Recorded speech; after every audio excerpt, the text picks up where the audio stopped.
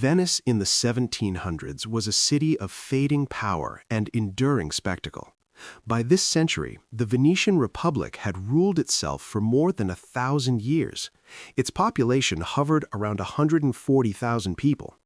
Its fleets no longer dominated the Mediterranean, but its image still shaped Europe's imagination.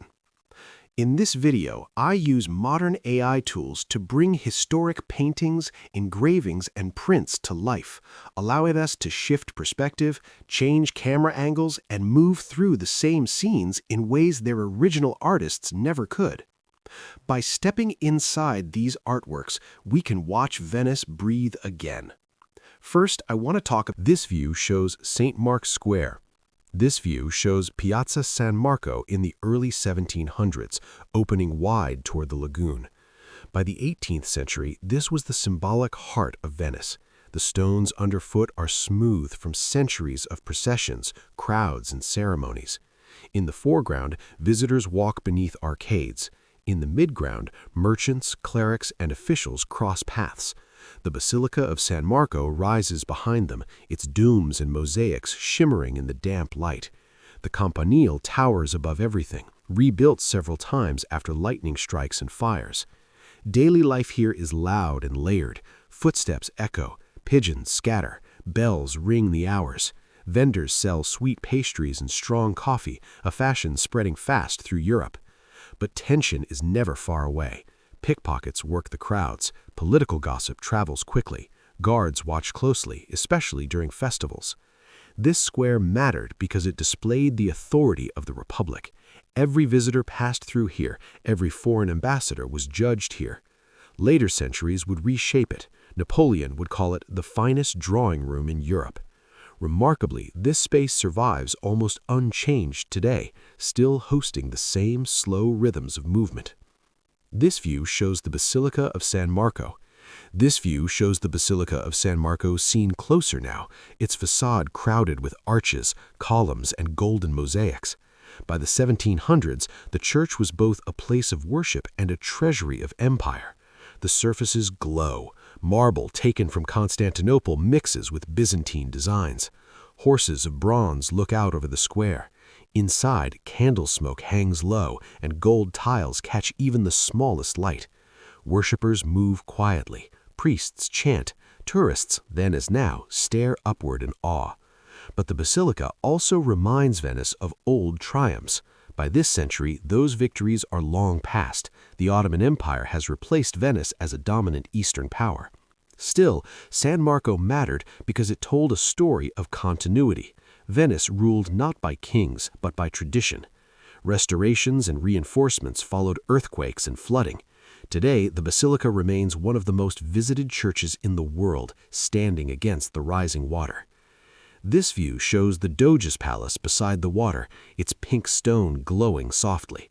By the 1700s, the Doge was no longer a ruler with real power. He was a symbol, elected for life but tightly controlled by councils. The palace is elegant but serious. Arches below, solid walls above. Inside, vast halls are painted with scenes of Venice's victories, some already exaggerated by time.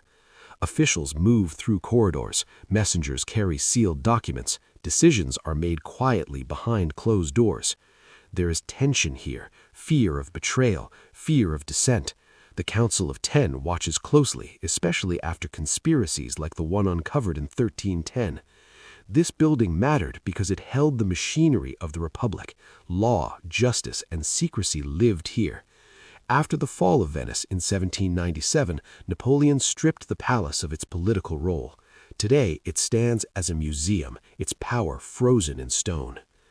This view shows the Grand Canal winding through Venice like a polished ribbon. By the 1700s, this was the city's main artery, lined with palaces built by merchant families. In the foreground, gondolas glide silently. In the background, larger barges carry goods, wine, cloth, spices, and timber. Palaces reflect in the water, their facades both proud and slightly worn. You hear water slapping stone, oars creak, voices echo between buildings. But the canal is dangerous. Collisions happen. Flooding is common. Disease spreads easily along the water routes. The Grand Canal mattered because it was Venice's marketplace, highway, and showcase. As trade declined, many palaces fell into debt and decay. Today, the canal still defines the city, carrying tourists instead of cargo. This view shows the Rialto Bridge and market. This view shows the Rialto Bridge already rebuilt in stone by 1591. By the 1700s, this was Venice's financial center. Below, boats crowd the canal. On either side, stalls sell fish, fruit, spices, and imported goods. The air smells of salt, blood, and citrus. Merchants argue over prices. Clerks count coins. News from abroad spreads fast. But competition is fierce here. Fortunes rise and fall here. Fires remain a constant threat in tightly packed shops. The Rialto mattered because it powered Venice's economy even as global trade shifted toward Atlantic ports. Though markets moved and modernized, the bridge still stands. Today, it remains one of Venice's most recognizable crossings. This view shows a Venetian carnival night. This view shows Venice during Carnival, masks filling the streets. By the 1700s, Carnival lasted for months, not days. In candlelight, figures in black cloaks and white masks blend together. Class disappears. Nobles and laborers mingle freely. Music drifts from palaces. Laughter echoes off canals. Gambling houses stay open all night. But danger hides beneath the silk. Crime increases. Duels happen. Authorities struggle to maintain control. Carnival mattered because it was a release valve, a way to manage social tension without rebellion. Later reforms shortened the season. Napoleon banned it entirely. Today, Carnival has returned, echoing its former mystery. This view shows a Venetian theater. This view shows the interior of a Venetian opera house, likely Teatro San Cassiano. By the 1700s, Venice had more public theaters than any city in Europe. Boxes rise in tiers, candles flicker, audiences talk, eat, and gamble during performances. Composers like Antonio Vivaldi shape the sound of the city. Music becomes a commodity. But theaters are risky investments. Fires are common. Debts pile up. These spaces mattered because they made culture public. Anyone with money could attend. Many theaters burned or were rebuilt. Today, Venice remains deeply tied to music and performance. This view shows the arsenal. This view shows the Venetian arsenal, massive and functional. By the 1700s, it once employed thousands, but now operates at reduced strength. Ship hulls line the docks. Workers hammer and saw. The smell of pitch and wood fills the air. The arsenal was once Venice's military heart. Here, ships were built with assembly line efficiency. But warfare has changed. Venice can no longer compete with modern navies. Still, the arsenal mattered because it symbolized industrial power before the industrial age. Parts fell silent after 1797. Today, the complex is reused, still imposing and intact. This view shows the lagoon at dawn. This view shows the Venetian lagoon in early morning light. By the 1700s, fishermen move through shallow waters as they have for centuries.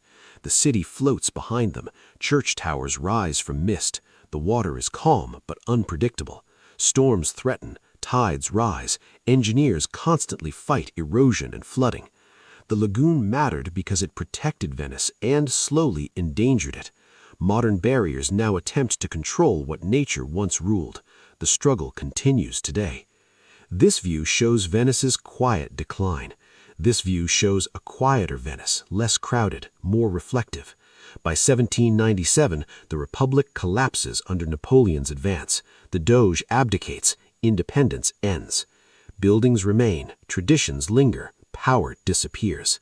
Venice mattered not because it lasted forever, but because it proved a city could be different.